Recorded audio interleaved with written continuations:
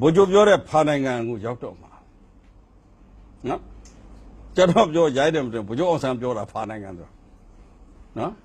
မလို့ကောင်းပါဘူးဒါတွေတွေးခေါ်ကြပါနောက်ပြောကျွန်တော်ပြောတယ်ဒီဥပဒေပြုရေးကဏ္ဍလွတ်တော်များသည်အမှုမဲ့မလုပ်ပါနဲ့နော်တစ်ချက်မှန်းလိုက်ရင်ကျွန်တော်တစ်မျိုးသားလုံးဒုက္ခရောက်တော့မယ်အဲ့တော့ဝင်လာပြီးအုပ်စုလိုက်ရောက်နဲ့ရက်ွက်ကြီးရမှာဖြစ်နေပြီဟာတနာပါတယ်ကွာအဲ့ကလေးနှစ်ယောက်ကပြားနှစ်ယောက်ကျုပ်ကနှစ်ယောက်ဖေးနှစ်ယောက်မေးနှစ်ယောက်သားတစ်ယောက်သမီးကသားနှစ်ယောက်သမီးကနှစ်ယောက်ချွေးမနှစ်ယောက်မွေးစားခွင့်ရှိတယ်ဗျဆက်ချက်နဲ့အောက်ဒီကလေးတွေဖြစ်လာမလားဘယ်သူတွေလာမလဲခင်ဗျကြည့်လိုက်ပါနော်လူမျိုးရေးဘာသာရေးပြောတယ်ဖြစ်မှာဆိုလို့ဘယ်သူတွေလာမလဲခင်ဗျအသိပြီတော့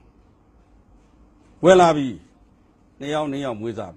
လက်ပတ်ထုတ်ပြီးစာချုပ်လုပ်လိုက်ပြီမှတ်ပုံတင်လိုက်ပြီခင်ဗျနောက်3ရက်မှဒီကောင်လူကြီးစီးရင်ဝင်သွားပြီဆက်ချက်နဲ့ပြည့်သွားပြီ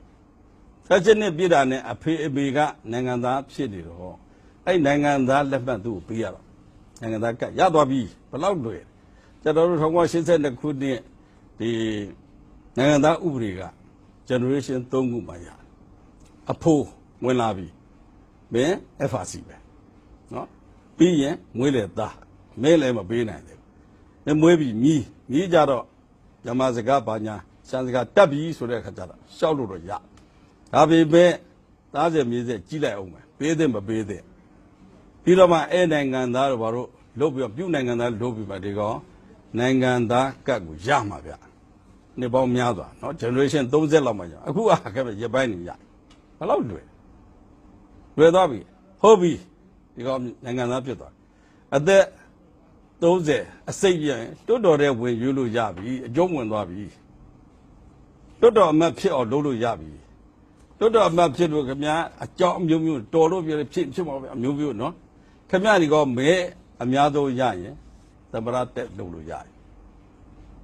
ဒီလမ်းကြောင်းထိကျွန်တော်မြင်ဖို့လိုတယ်ကျွန်တော်တို့လူမျိုးတွေเนาะအဲ့အတွက်ကြောင့်ကျွန်တော်တို့အန်ဒီရရှိလွန်းလို့ဒါတမျိုးသားလုံးရဲ့လုံခြုံရေးနိုင်ငံတော်လုံခြုံရေးနဲ့ပတ်သက်တဲ့ဥပဒေတွေကဘာလို့ဖြစ်တာလဲဒါလေးတွေကိုတွေးပြပါเนาะဥပဒေပြုကန္တဥပဒေကိုပြုကြတဲ့တွတ်တော်ဆိုင်ရာအမတ်ကြီးများတွတ်တော်ကိုယ်စားလှယ်များကိုကျွန်တော်မေတ္တာရက်ခံတာเนาะဒါကျွန်တော်တွေ့တာလေးကိုခွင့်ဆက်မိအောင်ကျွန်တော်ရှင်းပြရတယ်အမျိုးသားလုံခြုံရေးနိုင်ငံတော်လုံခြုံရေးဒါကိုကျွန်တော်ကဖြစ်စေချင်တယ်အဲ့တော့ဒါတွေကလုံကောင်းသလားမလုံอ่ะကျွန်တော်တွေးကြပါအမြင်ကျယ်ကျယ်နဲ့မြန်မာနိုင်ငံရေးကမ္ဘာနိုင်ငံရေးကိုနည်းနည်းငွေနောက်ပြီးမှသိအောင်လုပ်ကြပါเนาะတာဝန်ရှိပါတယ်